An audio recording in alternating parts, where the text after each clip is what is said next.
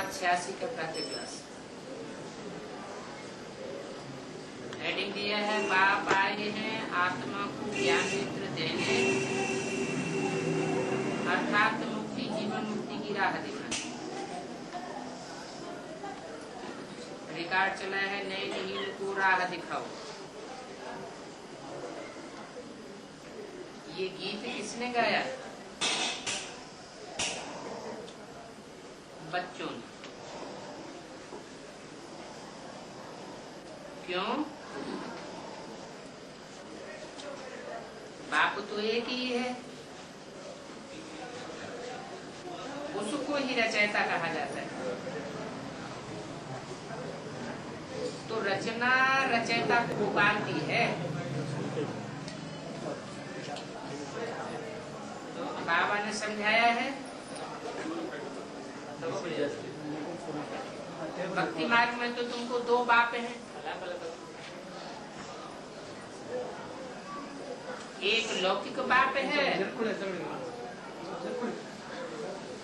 और दूसरा है पारलौकिक। पारलौकिक बाप सभी आत्माओं का बाप है। एक बाप होने से सभी आत्माएं अपन को ब्रदर्स कहती है। उस बाप को पुकारती हैं, ओ गॉड फादर, ओ परम पिता रहम करो।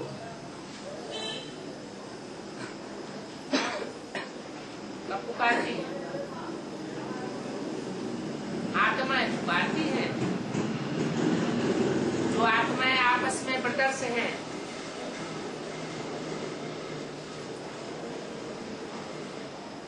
कब पुकारती हैं?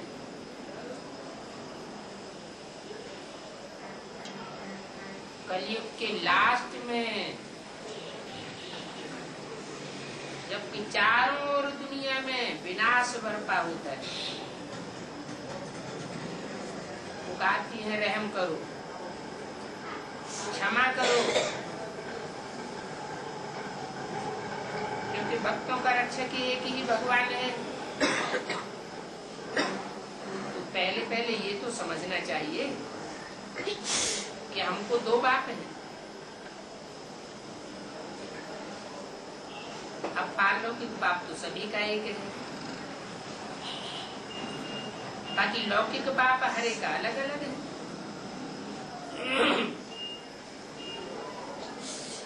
तो लौकिक बाप बड़ा व पारलौकिक बाप बड़ा। लौकिक बाप को तो कब भगवान व परम पिता नहीं कहेंगे। आत्मा का बाप एक ही परम पिता परमात्मा है। आत्मा का नाम कभी बदलता नहीं है।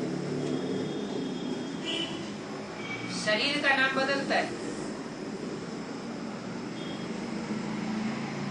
आत्मा भिन्न भिन्न शरीर लेकर के पार्ट बजाती है,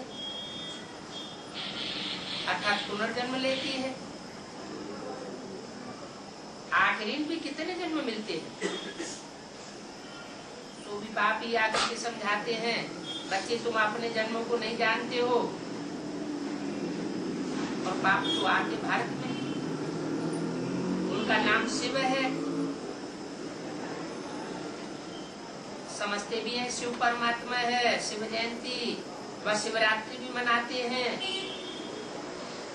हे निराकार, जैसे आत्मा निराकार है वैसे परमात्मा बाप भी निराकार है। वो निराकार भी साकार में आते हैं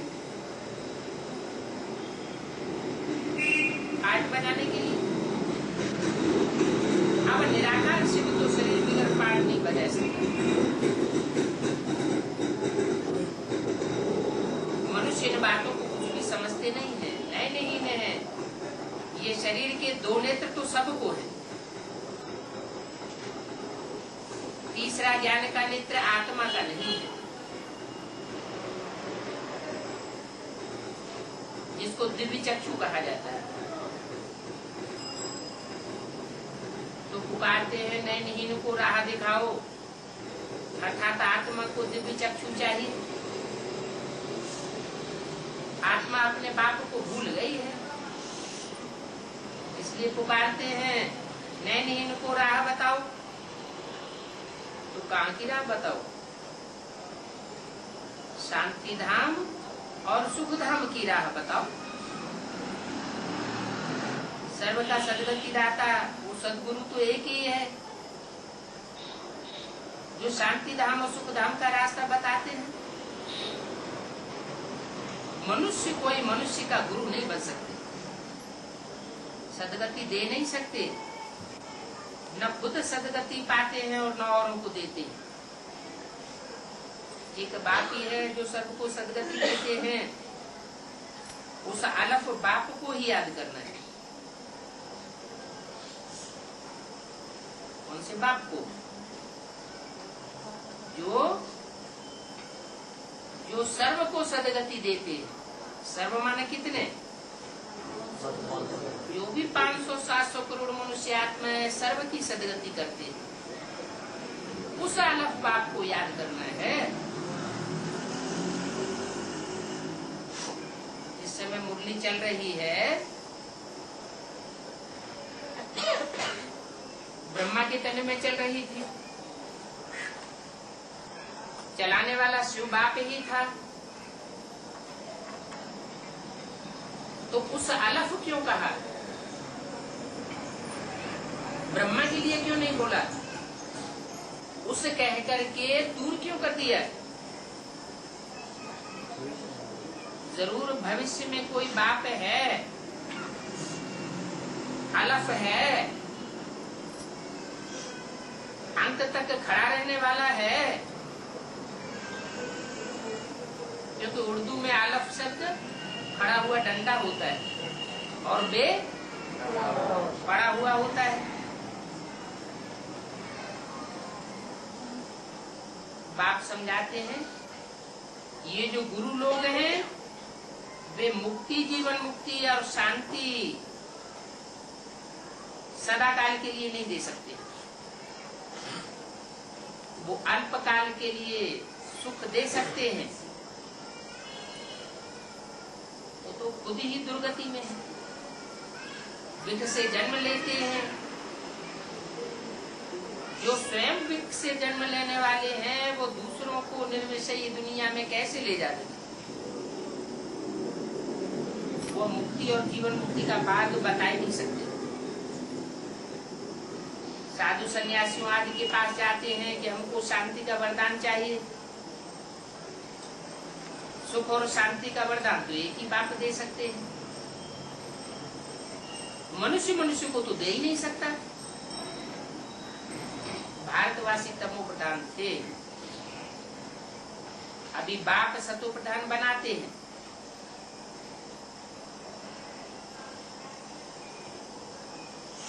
आत्मा प्योर थी तो सतयुगी स्वर्गवासी थे। भारत को स्वर्ग कहा जाता है। जबकि आत्माएं प्योर सतो प्रधान थी तब स्वर्ग कहा जाता है। अभी भारत नरक है। तुम जानते हो बरोबर आज से 5,000 वर्ष पहले भारत में स्वर्ग सतो प्रधान था। इन लक्ष्मी नारायण का राज्य था। अभी कलयुग का भी अंत है। इसको नर्क कहा जाता है। यही भारत स्वर्ग था तो बहुत धनवान था। हीरे जवाहरातों के महल थे। तो बाप बच्चों को याद दिलाते हैं। क्या याद दिलाते हैं?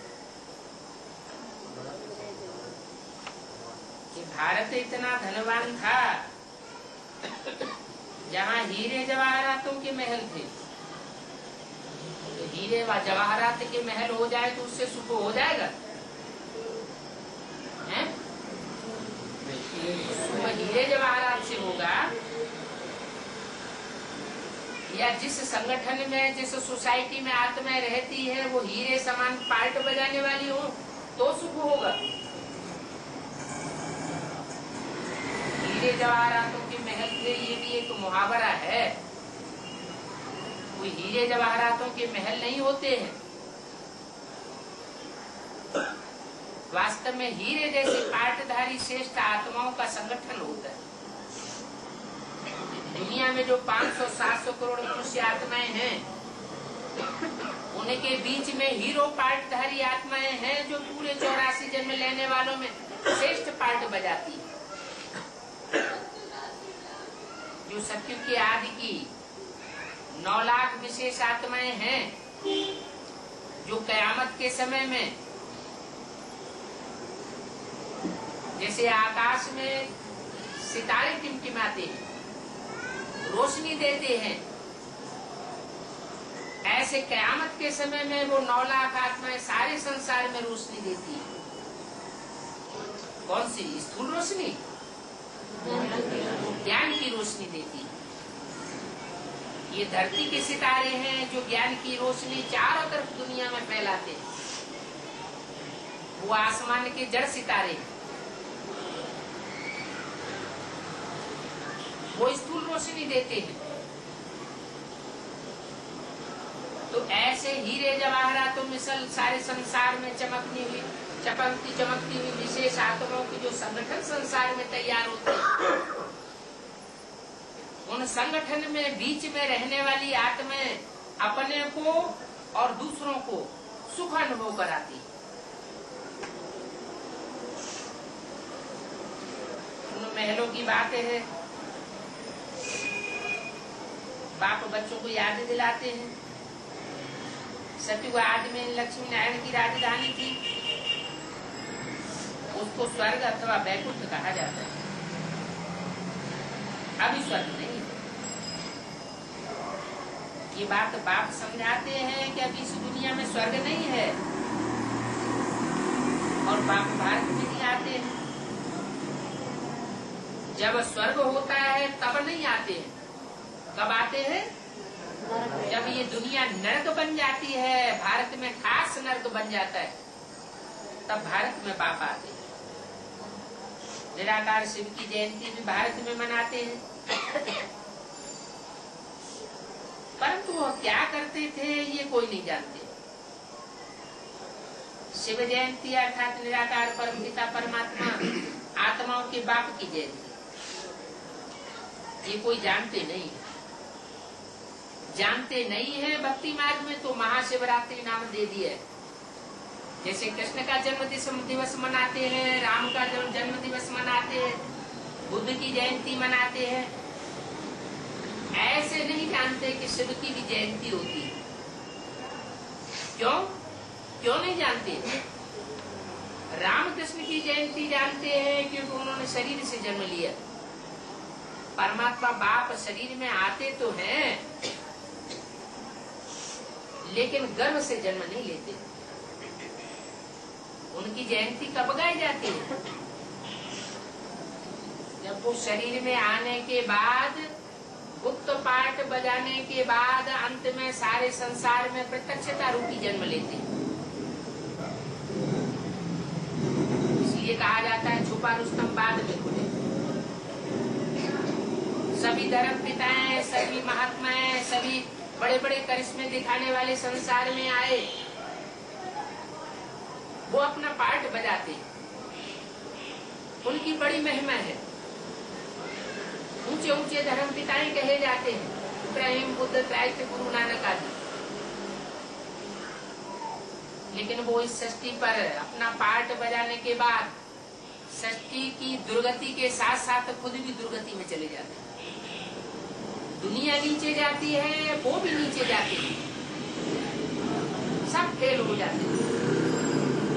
तब अंत में परमात्मा बाप आकर के सृष्टि पर करिश्मा दिखाता है।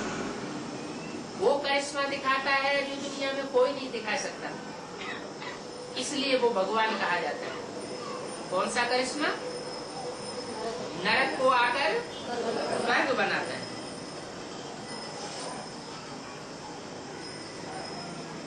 तो ये बात कोई जानते नहीं है कि हम आत्माओं का बाप शिव है,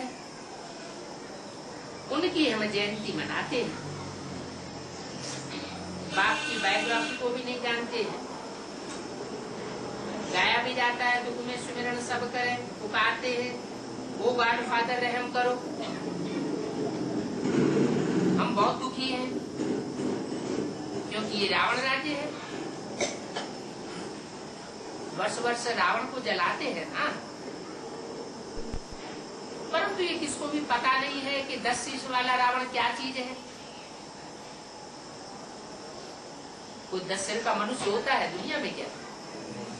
अगर कभी हुआ होता तो उसके कुल में और भी कोई होते।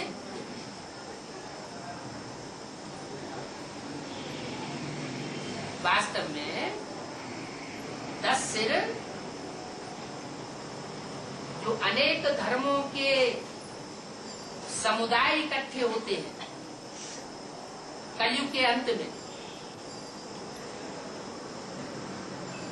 उनके मुखिया लोग जो है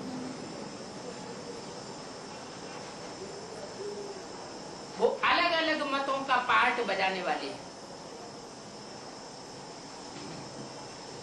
उनके समुदाय से, उनके संगठन से वो कलयुग के अंत में रावण राज्य चलता है, जिसे प्रजातंत्र राज्य कहा जाता है। ये प्रजातंत्र राज्य आज सारे संसार में फैल गया। यही 10 शीश वाले रावण का राज्य है।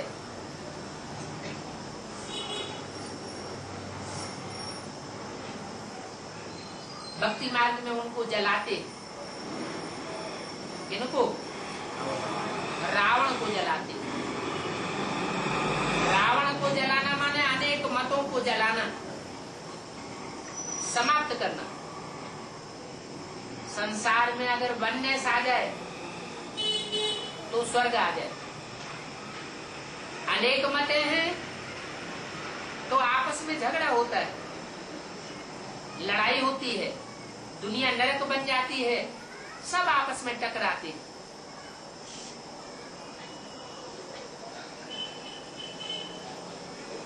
तो भगत लोग उनको जलाते हैं। अब उन भक्तों से कोई पूछे ये कौन सा दुश्मन है जो उनकी एफजी बनाकर जलाते हो? एफजी किसकी बनाई जाती है? जो बहुत दुख देते हैं, तो बहुत दुखी होने के बाद उनकी एफजी बनाकर जलाते हैं। भारतवासी बिल्कुल नहीं जानते हैं, क्योंकि उनको ज्ञान का तीसरा नेत्र नहीं है। वो कागज का रावण बना देते हैं और उसको वर्ष वर्ष जलाते हैं। ज्ञान का नेत्र तो है नहीं, तो राम राज्य मांगते हैं। अब ये तो 5 विकार स्त्री के, 5 विकार पुरुष के, दोनों के मिलकर के 10 विकार बनते हैं। इसलिए उनको रावण संप्रदाय कहा जाता है। ये रावण 5 विकार की बड़े से बड़ा दुश्मन है, जिसकी एफजी बनाकर जलाते हैं। भारतवासियों को ये पता नहीं है कि रावण कौन है जिसको हम जलाते हैं। तो आखिर कौन हुआ? रावण कौन हुआ?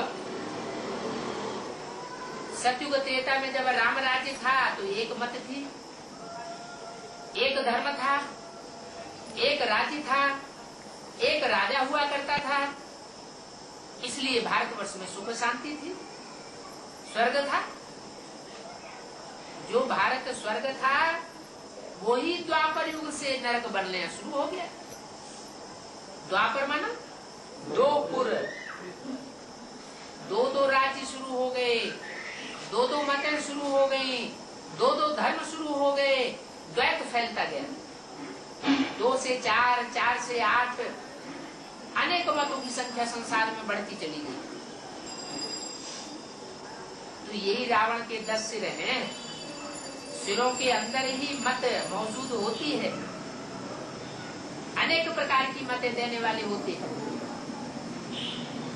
मतों का जब भेद पैदा होता है तो संसार में नरक पैदा होता है। ये भेद पैदा करने वाले रावण को हम जलाते हैं। अब ये रावण शुरू कब से हुआ?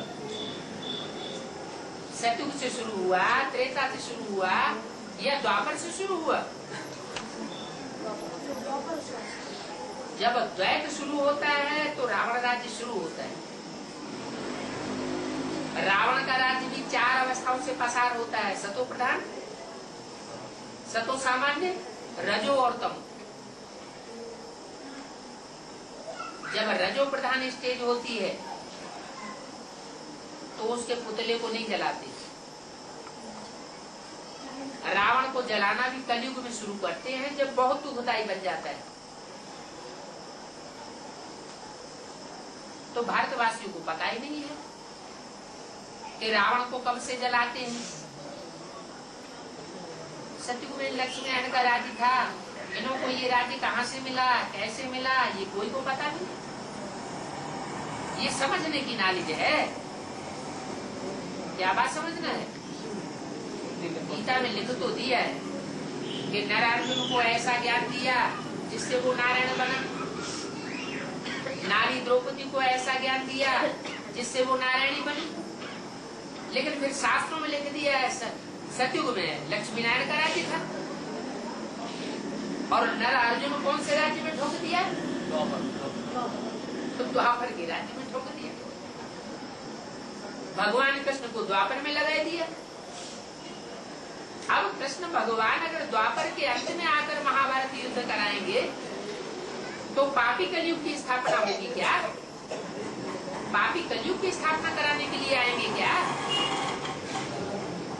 वास्तव में भगवान पापी कलयुग की स्थापना कराने के लिए नहीं आता है। वो तो कलयुग को पलट करके सतयुग की स्थापना करने आता है। कलयुग है कलाहीन युग और सतयुग है 16 कला संपूर्ण युग। तो परमात्मा बाप आकर के जो कलाहीन मनुष्य बन जाते हैं उन मनुष्यों को आकर के मनुष्य से देवता बनाता है। ये समझने की नॉलेज है, इसमें अटेंशन देना पड़ता है। बाप को भी समझना पड़ता है, अपनी आत्मा को भी समझना पड़ता है। हु एम आई, मैं आत्मा कौन हूँ? इन आंखों से ना आत्मा देखने में आती है और न इन आंखों से आत्माओं का बाप परमात्मा देखा जा सकता है। भक्ति मार्ग में तो दर्शन को ही बहुत कुछ समझते हैं, महात्मा जी के दर्शन करे हैं। यहाँ ज्ञान मार्ग में ये दर्शन से कोई लाभ नहीं मिलता है, कुछ प्राप्ति नहीं होती। प्राप्ति कब होती है? जब बैठ करके 7 दिन का कोर्स ले लें। कोर्स भी डबल है, पहले बेसिक नॉलेज उठानी पड़े जो कॉमन नॉलेज है हर मनुष्य आत्मा के लिए, फिर विशेष नॉलेज उठानी पड़े, एडवांस नॉलेज। तो अटेंशन देना पड़ता है। मोस्ट बिलीवेड बाप है तो उनको भक्ति मार्ग में पुकारते हैं। भारत में जब इन्हों का राज्य था तो दुख का नाम निशान नहीं था। इन्हों का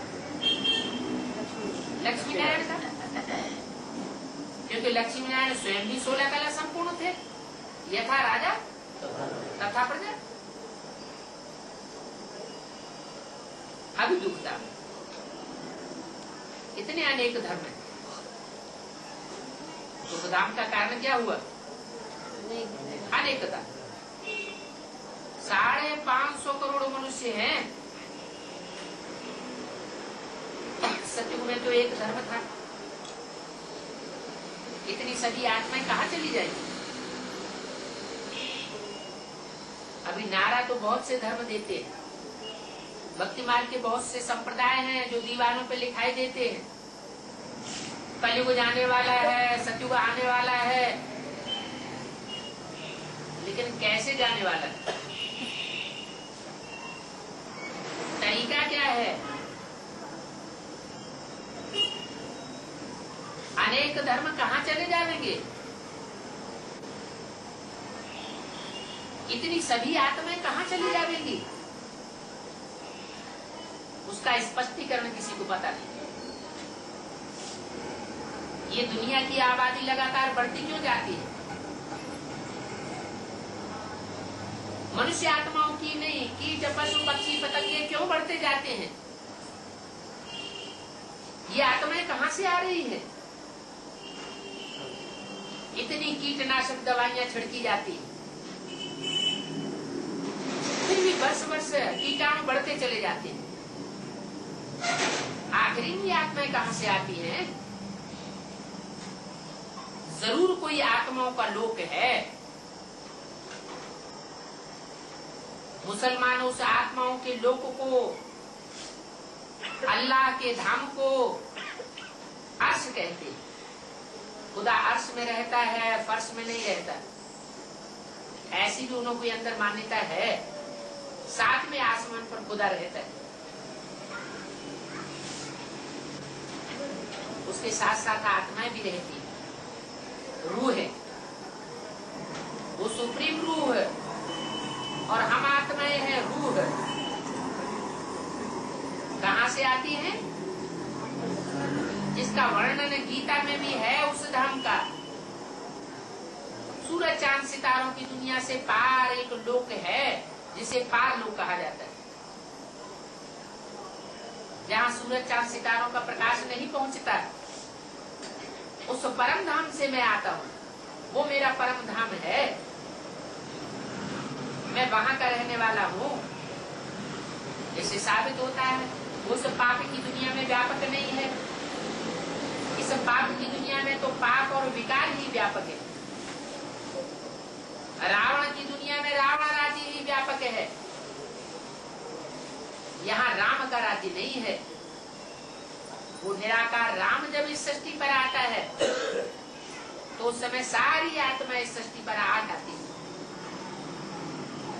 जब जनसंख्या दुनिया की 500-600 करोड़ हो जाती है,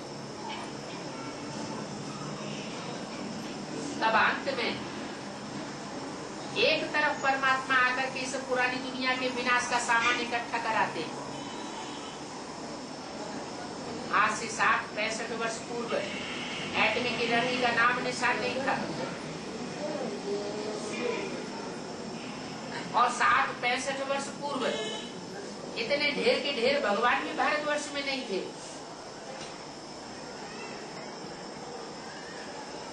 जब असली भगवान आता है, तो असली हीरे को देख करके ढेर के ढेर नकली हीरे भी तैयार हो जाते हैं। असली भगवान गुप्त रूप में अंत तक अपना कार्य करता है। जो नकली हीरे हैं वो बाजार में फैल जाते हैं। 65 वर्ष पूर्व एटॉमिक एनर्जी का भी नाम निशान नहीं था। भगवान आते हैं तो एक तरफ पुरानी दुनिया का साज सामान ऐसा इकट्ठा कराते हैं जिससे दुनिया नष्ट हो जाए, आनंद फानंद में। वो है एटॉमिक एनर्जी। दूसरा विश्व युद्ध हुआ था, उसमें 20-20 मेगावाट की छोटी छोटी बम्बियां प्रयोग हुई। अब तो हजारों हजार वाट के बॉम्ब्स बन चुके हैं, और एक प्रकार के नहीं, अनेक प्रकार के। हाइड्रोजन बम, कीटाणु बम, और न जाने क्या क्या। एटॉमिक एनर्जी ही नहीं, एटम बम ही नहीं, ये बॉम्ब्स इस दुनिया की सजावट के लिए नहीं बनाए गए हैं। परमात्मा बाप का वो संगठन रूपी किला बनाने का कार्य जब समाप्त होगा, जो गुप्त रूप में चल रहा है, जो माला रूपी संगठन बनकर के तैयार हो जाएगा। हर धर्म में माला घुमाई जाती है ना। कोई ऐसा धर्म है जिसमें माला न घुमाई जाती हो? हिंदू, मुसलमान, सिख, ईसाई, सभी धर्मों में माला का महत्व है ना। माला के मणकों को सिमरण करते हैं ना। तो वो मणके क्या चीज है?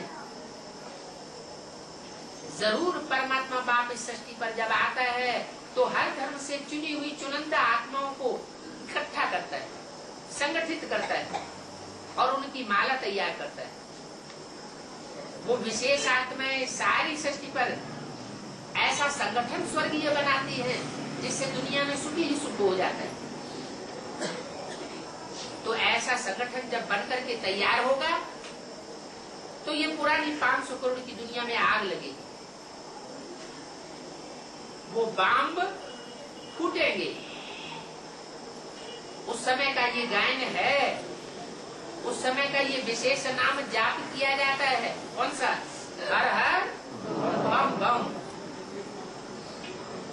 ये बम शब्द का उच्चारण किस देवता के साथ जुड़ा हुआ है? शंकर के साथ जुड़ा हुआ।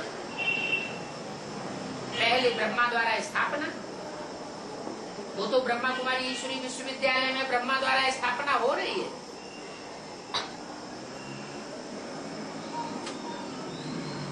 ढेर सारी आत्माएं उस ब्रह्मा के द्वारा जो परमात्मा बाप ने आकर के ज्ञान का उच्छ्वास छोड़ा है, जिसे मुरली कहा जाता है, वो मुरली से लाभ ले रही है। ब्रह्मा की औलाद ब्राह्मण बन रही है, ये मुख वंशावली तैयार हो रही है। मुख की पैदाइश वो ब्राह्मण तैयार हो रहे हैं।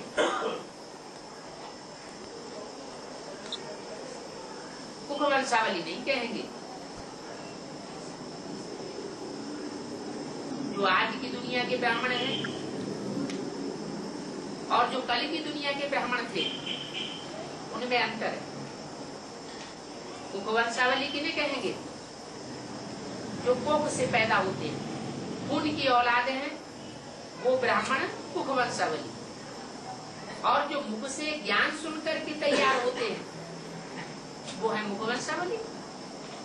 ब्रह्मा के मुख से परमात्मा बाप आकर के जो ज्ञान सुनाते हैं, शास्त्रों में जैसे वेदवाणी का है, ब्रह्मा के मुख से उच्छ्वास निकली तो वेद तैयार हुई। वेद माना जानकारी, वो जानकारी का भंडार वेद कहा जाता है। तो अभी प्रैक्टिकल परमात्मा बाप आकर के वो वेदवाणी उच्चारण कर रहे हैं, उस वेदवाणी की व्याख्याएं निकल रही हैं। उस वेदवाणी की व्याख्याओं में ही नई दुनिया बनने का रहस्य भरा पड़ा है। उनमें ये बताया जाता है कि आत्माएं कहाँ से आती हैं और कहाँ वापस जाएंगी।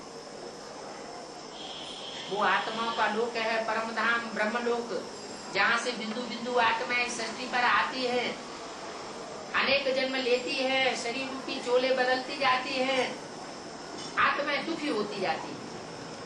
पहले सुखी थी, जब दुखी की सृष्टि अति को चरम सीमा को जाती है, तब परमात्मा बाप आकर के उसको चेंज करती।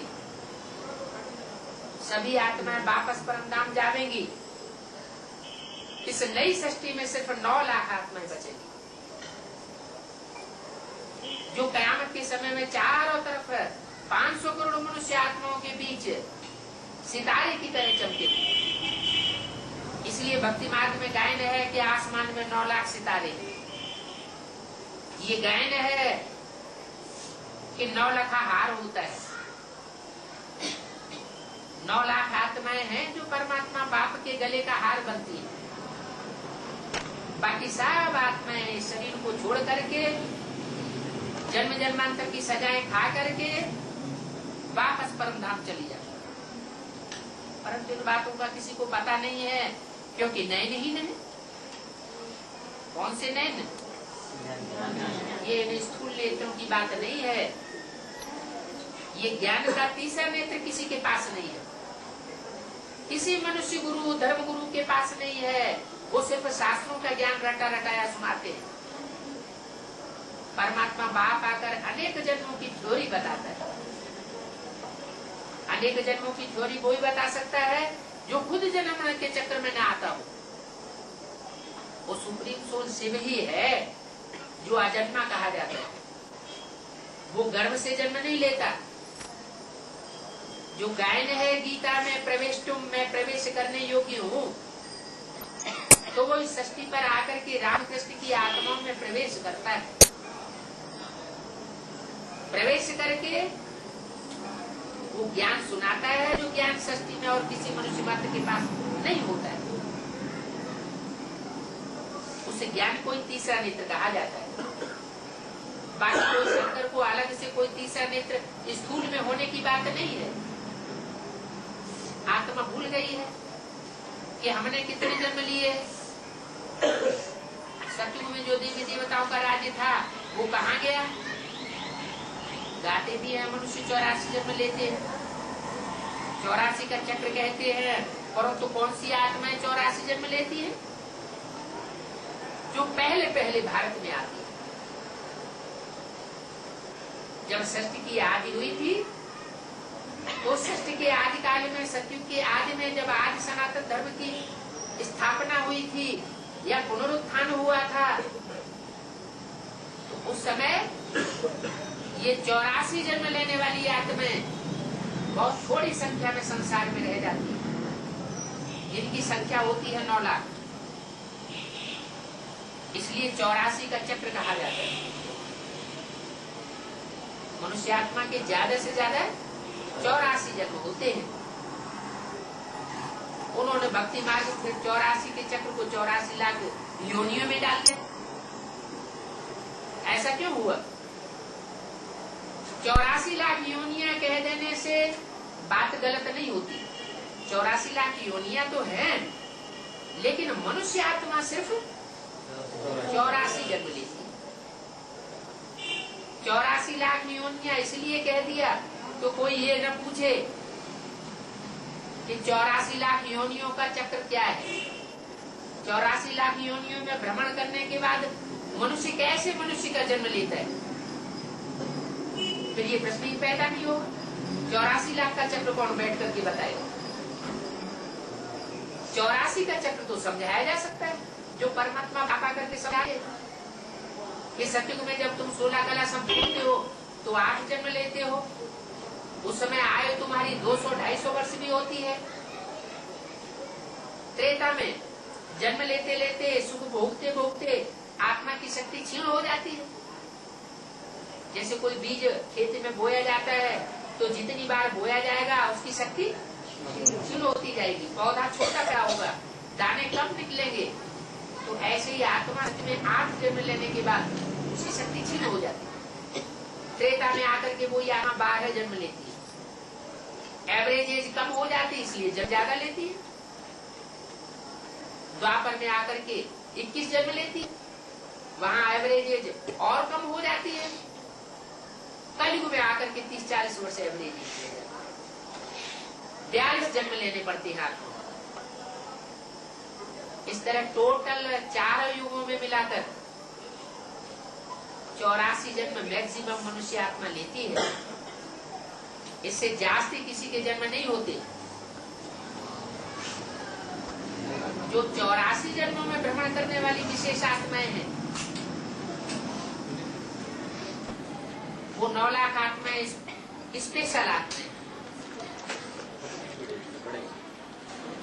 9 लाख आत्माएं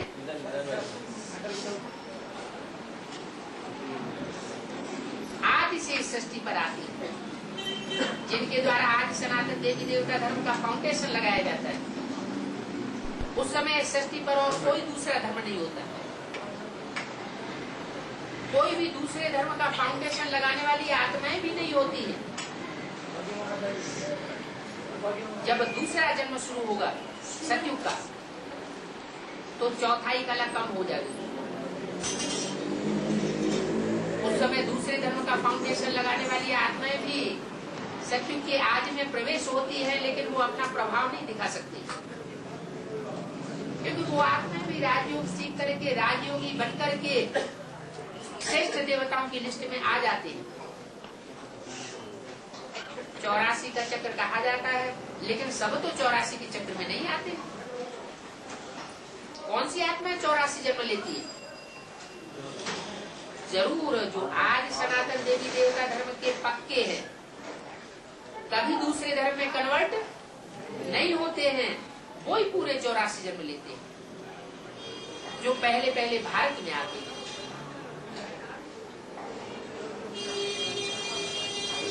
देखिए देवी देवता है, देवी देवता धर्म के पक्के, फिर 84 जन्म भोग कर अंत में अपने को हिंदू पतित भ्रष्टाचारी कहलाते हैं। गाते भी है, हे पतित पावन, आकर के हम पतितों को पावन बनाओ, तो सिद्ध करते हम पतित हैं।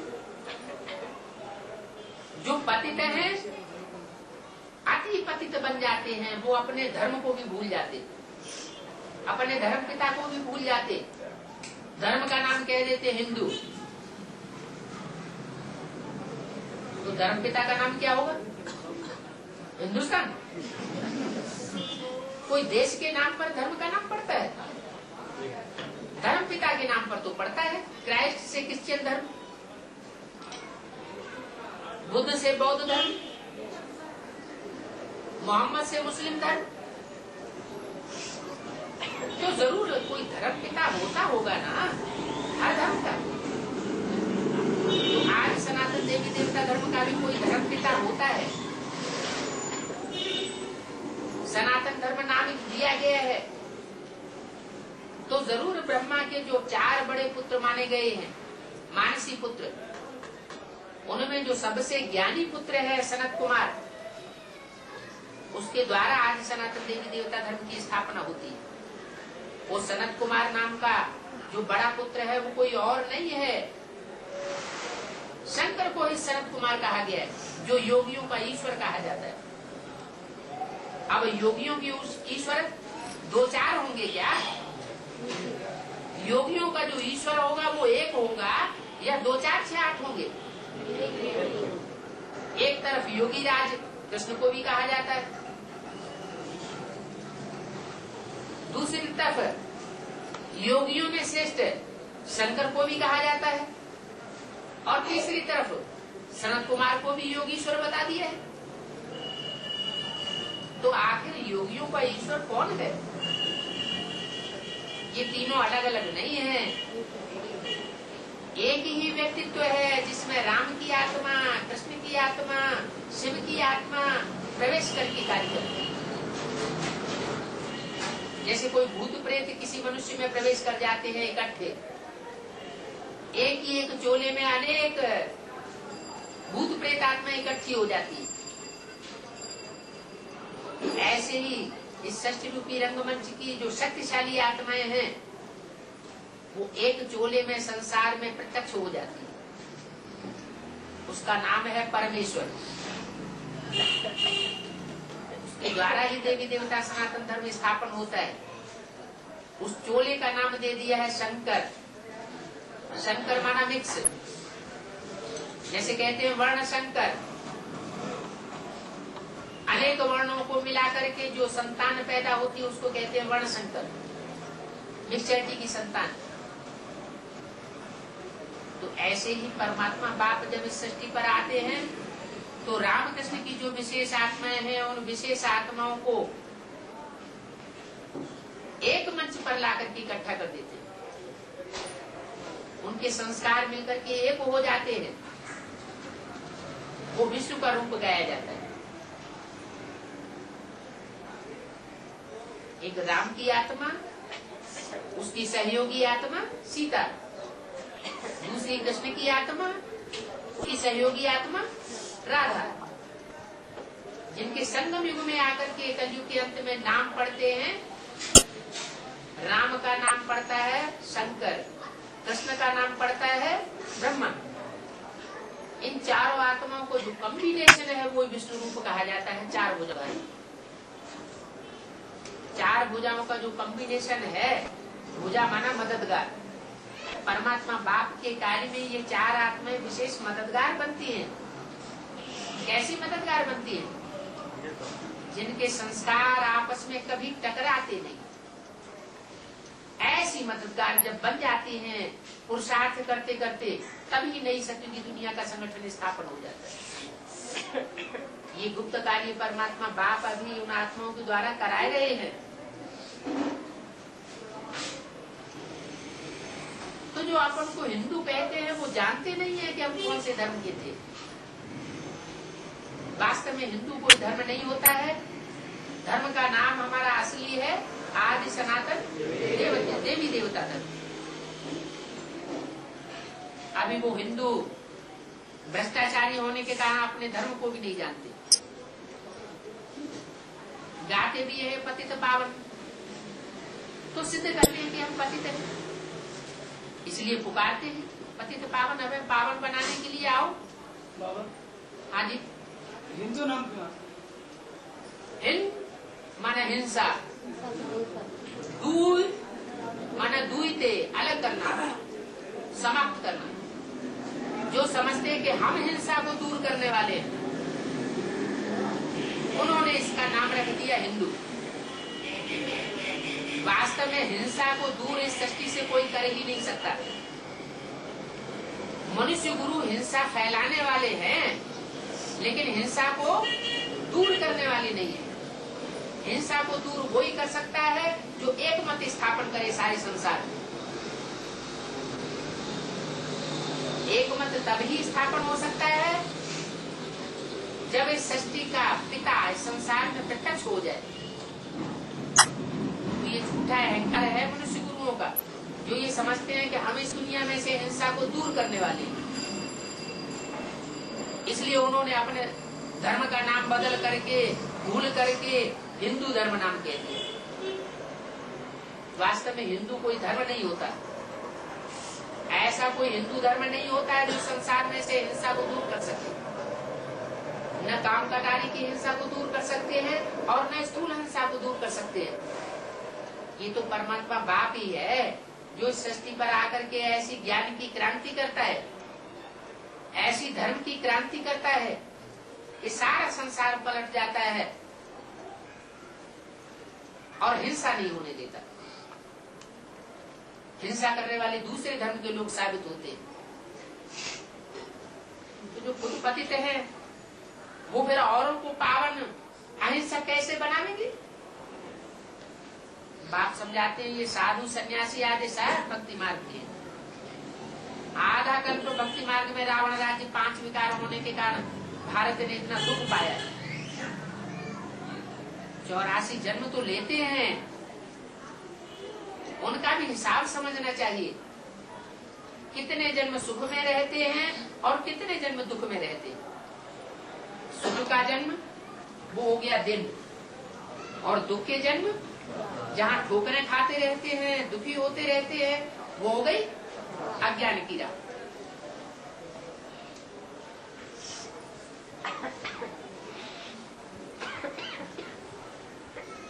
वो आधा कल्प भक्ति मार्ग में रावण राज्य 5 विकार होने के कारण भारत ने इतना दुख पाया है।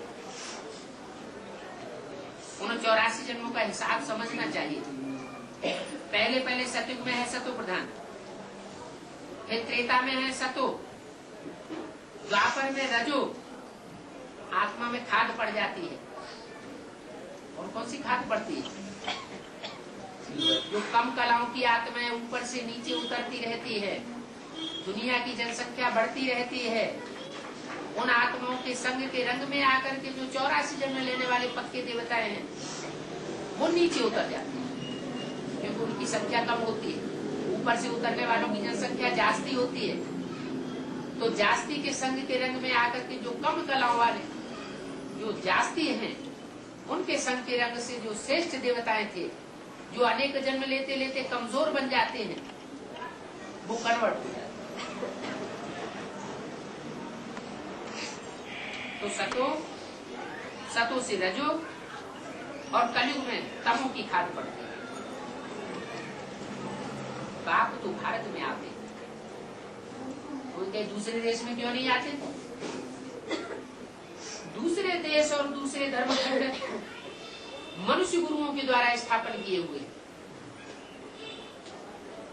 इब्राहिम का इस्लाम धर्म खंड, क्राइस्ट का क्रिश्चियन धर्म खंड यूरोप, महात्मा बुद्ध का बौद्ध धर्म खंड, चीन, जापान, बर्मा, मलाया वगैरह। तो इन धर्म खंडों में क्यों नहीं आते? भारत खंड में ही क्यों आते? क्या विशेषता है? यहाँ ये विशेषता है कि और धर्म खंडों में व्यभिचार को पोषण देते हैं और भारतवर्ष में व्यभिचार को पोषण नहीं दिया जाता। यहाँ आज भी कन्याओं की बड़ी सेफ्टी की जाती है, कन्या माताओं की बड़ी सेफ्टी की जाती है। यहाँ की कन्याएं माताएं ही वास्तव में गौएं हैं। जैसे गौ बहुत सीधे स्वभाव की होती है, भोले स्वभाव की होती है, ऐसे भारत की कन्याएं माताएं भी भोले स्वभाव की।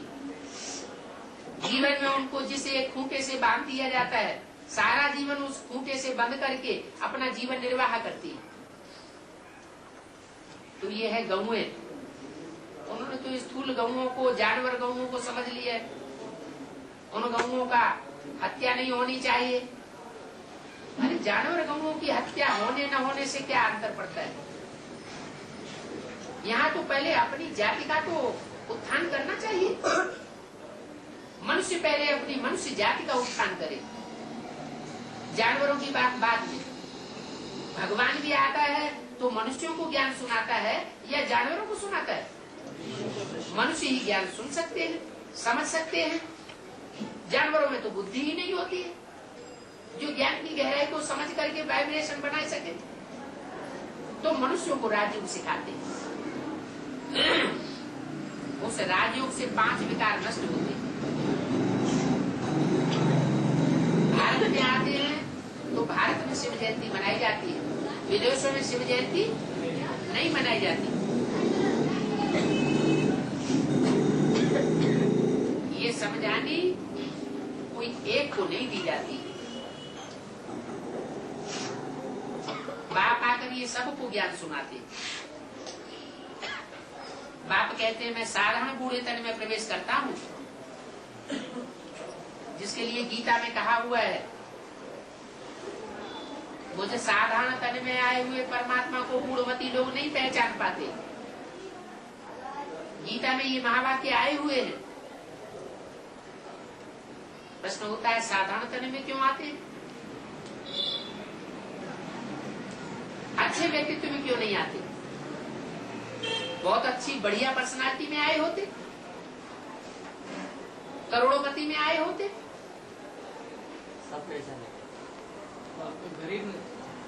गरीब साधारण तन में क्यों आते?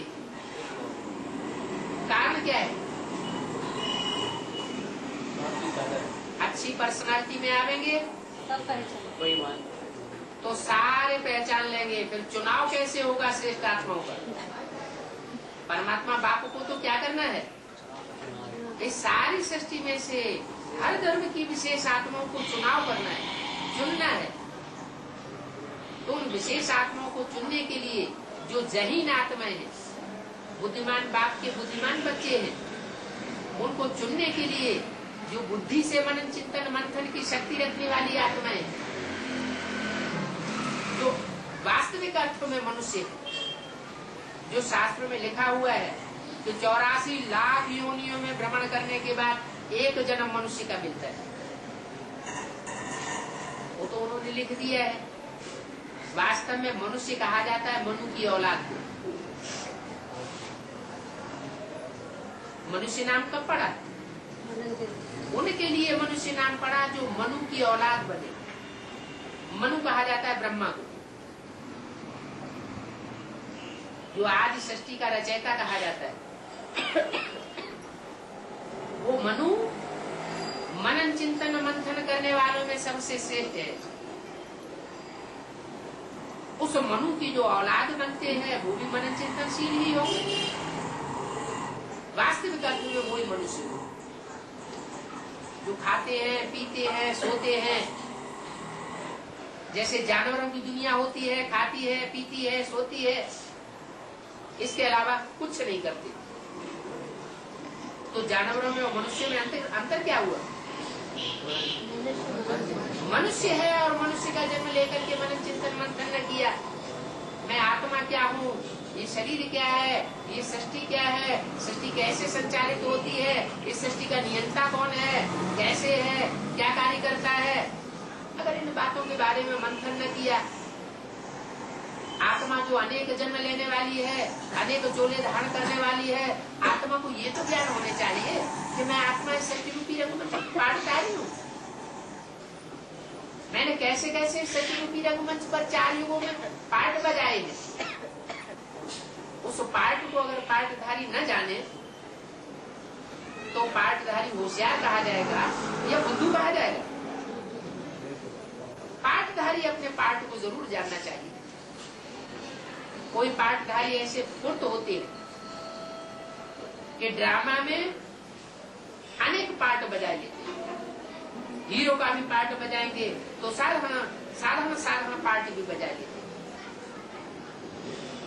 तो जो पूरे 84 का पाठ बजाने वाली श्रेष्ठ आत्माएं हैं वो मनन चिंतन मंथनशील आत्माएं हैं। वही डायरेक्ट वास्तव में मनु की औलाद मनुष्य बनते हैं। इसलिए शास्त्रों में लिखा है कि मनुष्य जन्म दुर्लभ है। ऐसे नहीं 84 जन्मों में जो भी जन्म हुए वो सब दुर्लभ है। इस अंतिम जन्म में ही परमात्मा बाप आकर जिन मनुष्यों को मिलते हैं, जो मनुष्य ये पहचानते हैं परमात्मा बाप को कि वो ब्रह्मा के तन में आकर के मनु की औलाद हमको मनुष्य बनाए रहा है, ऐसी मनुष्य श्रेष्ठ आत्माएं, मनुष्यों में उत्तम उत्तम आत्माएं, पुरुषोत्तम आत्माएं जिस युग में होती हैं उस युग का नाम पड़ता है पुरुषोत्तम युग। 4 युग तो है ही, सतयुग, त्रेता, द्वापर, कलयुग। लेकिन विशेष युग है कलयुग के अंत में, जब परमात्मा बाप आते हैं, जब विशेष पाठधारी विशेष आत्माएं, हर धर्म की चुनी हुई आत्माएं, पुरुषोत्तम आत्माएं सृष्टि पर प्रत्यक्ष होती हैं। तो मैं साधारण बूढ़े तन में आता हूँ जिसका ये बहुत जन्मों के अंत का जन्म है। ये समझानी कोई एक को नहीं दी जाती। ये गीता पाठशाला है, इसमें पाठ पढ़ाया जाता है, मनुष्य को देवता बनाने का राजयोग सिखाया जाता है। कोई कहे इस गीता पाठशाला का क्या अहम ऑब्जेक्ट है? अरे जैसे डॉक्टरी के कॉलेज होते हैं तो उनमें क्या बनाया जाता है?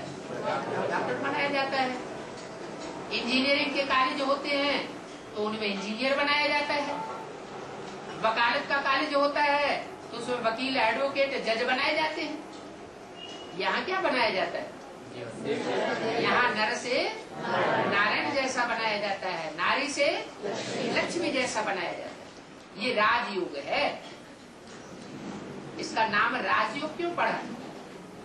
इसमें ऐसा राज सिखाते हैं परमात्मा बाप आकर जो दुनिया में यह राज कोई सिखाए नहीं सका। क्या राज सिखाते हैं? वो डॉक्टर, मास्टर, इंजीनियर बनना तो सिखाते हैं, लेकिन आज तक कोई ऐसा कॉलेज नहीं सुना होगा जहाँ जन्म जन्मांतर के राजाएं बनाए जाते हैं। दुनिया में हिस्ट्री में छोटे बड़े राजाएं तो बहुत हुए। उन राजाओं ने राजाई करना कब सीखा? किससे सीखा? कब तो सीखा होगा। वो टाइम अभी चल रहा है। अभी परमात्मा बाप आकर राजयोग सिखा करके हम बच्चों को राजयोगी बनाए करके जन्म जन्मांतर का राजा बनाने का संस्कार बन रहे हैं। क्या उन क्रिश्चियंस ने हमको भारतवासियों को आकर क्या बनाया? नौकर बनना सिखाई दिया। किसी परिवार में जाओ, उनसे कहो तुम्हारा बच्चा क्या है? हमारा बच्चा बहुत ऊंचा नौकर है। राजाई का जो अहंकार है वो किसी की बुद्धि में नहीं है। वो स्वाभिमान भूल गया कि हम राजा बच्चे थे। दास दासी बनने वाली बात जो है सबकी बुद्धि में बैठी हुई है। अभी बाप कहते हैं मैं तुम बच्चों को राजयोग सिखाने आया हूँ, प्रजा योग सिखाने नहीं आया हूँ, दास दासी बनाने नहीं आया हूँ।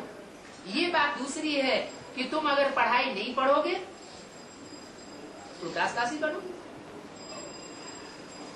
उस दुनियावी पढ़ाई में भी कहते हैं पढ़ेंगे लिखेंगे तो बनेंगे नवाब, रुलेंगे पिलेंगे लड़ाई झगड़े करते रहेंगे कॉलेज में, स्कूल में, तो खराब हो जाओगे। तो मनुष्य को देवता बनाने का ये राजयोग है। तुम यहाँ आए हो स्वर्ग की बादशाही प्राप्त करने के लिए, ऐसे भी नहीं कि मैं नरक की बादशाही प्राप्त कराने के लिए आता हूँ। मैं तुमको दुखी दुनिया का बादशाह बनाने के लिए नहीं आता हूँ। कौन सी दुनिया का बादशाह बनाता हूँ? सुखी दुनिया का बादशाह बनाता हूँ। दुखी दुनिया का बादशाह भी तुम अपने पुरुषार्थ से बनते हो, अपनी मनमत से। मैं तो तुमको सुखी दुनिया का बादशाह बनाता हूँ। नारायण का राज्य कब था? सतयुग में था या कलयुग में था? द्वापर में था, सतयुग में था। उसका नाम ही है सत्य युग। कैसा युग? झूठ का युग? झूठ का युग नहीं, नाम है सत्य युग। तो जरूर वहाँ सत्य ही सत्य होता है। एक सत्य ट्रुथ गॉड फादर ही आकर के उस युग की स्थापना करता है। ऐसे नहीं द्वापर के अंत में आकर कृष्ण भगवान कलयुग पापी युग की स्थापना करते हैं। ये तो सब बातें शास्त्रों में मनुष्य गुरुओं ने लिख दी है। असली बात न जानने के कारण सारा उल्टा पलटा ऊपर नीचे व्याख्या कर दी हैं। जो स्वर्ग की बादशाही बाप दे सकते हैं और कोई दे नहीं सकता। गीता पढ़ने से कोई राजा बनते नहीं है। कौन सी गीता? वो भक्ति मार्ग की गीता जो संस्कृत की है, वो घर घर में पढ़ी तो जाती है, लेकिन राजा उससे कोई नहीं बनता। क्यों नहीं बनता? क्योंकि वो मनुष्यों के द्वारा सुनी जाती है, सुनाई जाती है, और मनुष्यों के द्वारा ही लिखी हुई है। कोई भी धर्मपिता आकर के कोई पुस्तक नहीं लिखता है, वो तो आकर के सीधा सीधा बोलता है। बहुत वर्षों के बाद फिर उनकी बातों को ग्रथित किया जाता है ग्रंथों में। क्राइस्ट ने आकर के बोला था या बाइबिल लिखी थी? बोला था। गुरु नानक ने आकर के गुरु ग्रंथ साहब लिखा था या बोला था? बोला था। तो ऐसे ही परमात्मा बाप जब आते हैं तो कोई गीता लिखते नहीं है, गीता पुस्तक बनाते नहीं है, वो जो कुछ सुनाते हैं वही गीता ज्ञान। वो गीता ज्ञान अभी डायरेक्ट बाप आकर इस सृष्टि पर दे रहे हैं। ये ज्ञान बाप ही दे सकते हैं। उस गीता को पढ़ने से तो और ही राजा से रंक बन गए, रंक बनते जाते हैं। बाप गीता का ज्ञान सुनाकर राजा बनाते हैं, औरों द्वारा गीता सुनने से तुम रंक बन जाते हो। क्या? वही संस्कृत की गीता जब बाप आकर के उसका अर्थ समझाते हैं तो तुम रंक से राव बन जाते हो। और वही गीता जब मनुष्य गुरुओं ने सिखाई तो राजा से क्या बन गए? रंक बन गए। ये अंतर हुआ।